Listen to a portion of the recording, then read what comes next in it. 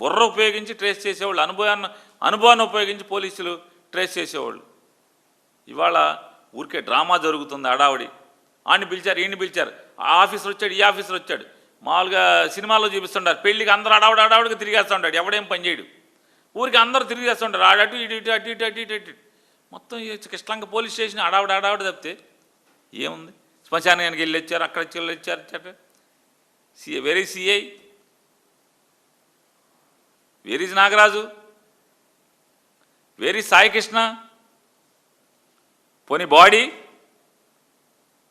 పోనీ అస్థికులు, పోనీ బూడిద.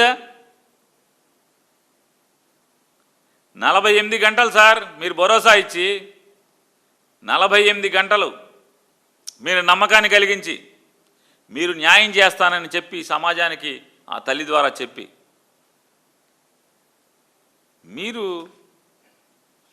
ఒక అధికారిని మీ కక్షలు కార్పణ్యాలు తీర్చుకుంటాకి, మీరు తప్పుడు కేసులు పెట్టిస్తాకి, మీరు ఎవడ కావాలంటే ఆడిని అరెస్టులు చేయించటాకి మరి పోలీసును వాడుకుంటే పోలీసు ఇట్లాగుంటారు, బరితెగిస్తారు, మీ కంట్రోల్లో ఉండరు సార్ చంద్రబాబు నాయుడు గారు. మీకు కావాల్సిన పని మీరు చేసుకుంటే వాళ్ళకి కావాల్సిన పనులు వాళ్ళు చేసుకుంటారు. అందుకే పోలీసుని పోలీసులాగా వాడాలి చంద్రబాబు నాయుడు గారు. ఈ సమాజం, అందులో ప్రత్యేకించి ఆంధ్రప్రదేశ్ రాష్ట్రంలో పరిపాలన కానీ, రాజకీయాలు కానీ, లేదా ఎన్నికలు కానీ ఈ మొత్తం దిగజారినాయి అంటే మూల కారణం మీరే కదా చంద్రబాబు నాయుడు గారు. ఈ స్థాయికి వచ్చినాయి అంటే మేము గట్టిగా డిమాండ్ చేస్తున్నాం చంద్రబాబు నాయుడు గారిని, మాకు భరోసా కల్పించాలి, నమ్మకం కలిగించాలి. ఎక్కడెక్కడైతే పోలీసు దాష్టికాల్లో నష్టపోయారో వాళ్ళందరికీ కూడా న్యాయం జరగాలి. అర్జెంటుగా మీరు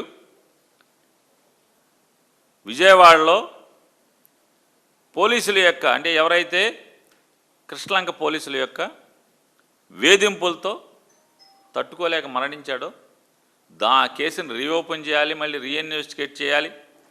దీనిలో సిపి గారు అలసత్వం, సిపి గారి యొక్క ప్రోత్సాహం, ప్రోద్బలం అవి లేకపోతే, ఆయన వెన్నుదన్ను లేకపోతే ఒక ఎస్హెచ్ఓలో ఇన్ని అక్రమాలు, ఇన్ని ఘోరాలు జరగడం అనేది ఎట్టి పరిస్థితిలో జరిగే పని కాదు. సుహేల్ మిస్ అవుతాడు,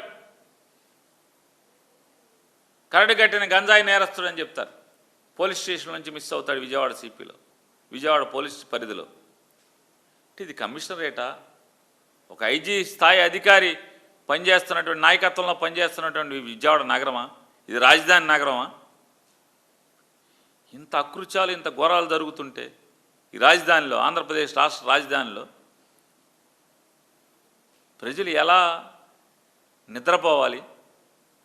పోలీసు మీద భరోసా ఉండాలి. ఆపద వస్తే, కష్టం వస్తే ఇంకా పోలీసు దగ్గరికి ఎలా వెళ్ళగలరు? చంపేసి లక్షల సెటిల్మెంట్లు అంటే, మనుషుల్ని చంపేసి సెటిల్మెంట్లు మీ దగ్గరికి, మీ సెటిల్మెంట్లకి చంద్రబాబు నాయుడు కూడా చెప్తాడు. మీకు అలవాటైన వ్యవహారం సెటిల్మెంట్లు. ఒక వనజాక్షి కేసులో సెటిల్మెంట్ మీరే చేస్తారు, లేదా ఒక బాలసుబ్రహ్మణ్యం గారి కేసులో మీరే సెటిల్మెంట్ చేస్తారు, సాయికృష్ణ కేసులో మీరే సెటిల్మెంట్లు చేస్తారు. తక్షణం ఆంధ్ర రాష్ట్ర ప్రజలకు ఉన్నటువంటి సందేహాలు: సాయికృష్ణ జీవించున్నాడా, జీవించి లేడా, లేదా 48 గంటలైంది ఎఫ్ఐఆర్ కట్టి, ఇన్వెస్టిగేషన్లో ఏం కనుగొన్నారు? పోలీసులు కృష్ణలంక శ్మశాన వాటికి ఎందుకు వెళ్ళారు?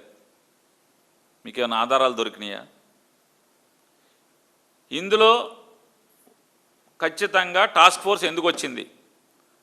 టాస్క్ ఫోర్సు సిపి గారు ఎందుకు పంపించాడు? ఆ కుర్రాన్ని మార్కాపురం పంపించి సిపి గారు ఆదేశాలు లేనిదే టాస్క్ ఫోర్స్ పనిచేయదు. టాస్క్ ఫోర్స్ మరి ఎత్తుకొచ్చారంటే సిపి గారు.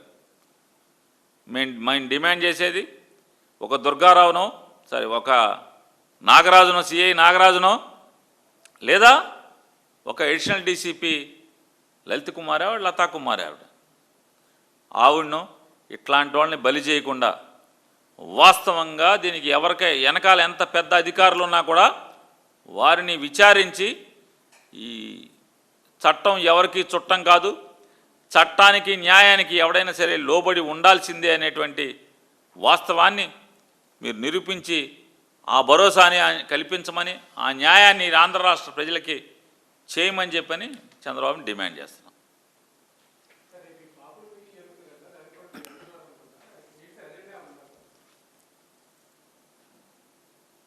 వైఎస్ఆర్ కాంగ్రెస్ పార్టీలో ఎమ్మెల్యే అభ్యర్థి స్థాయి లేదా మాజీ ఎమ్మెల్యే స్థాయి, మాజీ మంత్రి స్థాయి లేదా మాజీ ఎంపీ స్థాయి లేదా ఏదైనా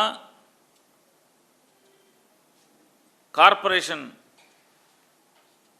చైర్మన్ బాధ్యతలు చేసినటువంటి సీనియర్ లీడర్లు వైఎస్ఆర్ కాంగ్రెస్ పార్టీలో ఎవరెవరు ఉన్నారో కాపులు, వారిని తోట తిరుమూర్తులు గారు అని చెప్పిన ఒక సీనియర్ నాయకుడు వారి ఇంటికి భోజనానికి పిలిచారు. ఆత్మీయ కలయిక అని చెప్పారు. తప్పకుండా కలుసుకుందాం అనుకుంటున్నాం. ఈ రాష్ట్రంలో జరుగుతున్నటువంటి పరిస్థితులు, రాష్ట్ర ప్రభుత్వం చేస్తున్నటువంటి మంచా చెడా, దుర్మార్గాలు, ఇచ్చిన హామీలు నిలబెడుతుందా నిలబెట్టలేదా, ఈ రాష్ట్ర ప్రజలకి ఈ ప్రభుత్వం రావటం వల్ల, చంద్రబాబు నాయుడు గారి ప్రభుత్వం రావటం వల్ల మేలు జరిగిందా కీడు జరిగిందా, ఏం జరుగుతుంది, ప్రజల పక్షాన మనం ఏ అంశాలని భుజానేసుకోవాలి, ఈ ప్రభుత్వాన్ని నారా చంద్రబాబు నాయుడు గారిని నిలదీయాలి అనేటి అంశాలని కూలంకషంగా చర్చించుకుంటానికి బాగుంటుంది అని చెప్పి త్రిమూర్తులు గారు ఫోన్లో చెప్పారు. ఖచ్చితంగా ఈ సమాజ శ్రేయస్సు కోసం, హితం కోసం లైక్ మైండ్ పీపుల్ మేమందరం కూడా రమ్మన్నారు. అందరం వెళ్తున్నాం. ఖచ్చితంగా ఏం చర్చించామో, ఏం సమాలోచన చేశామో, ఏం మాట్లాడుకున్నామో అన్నీ కూడా ఆ సమావేశం అయిపోయిన తర్వాత ఖచ్చితంగా త్రిమూర్తులు గారు మీ అందరికి కూడా చెప్తారు.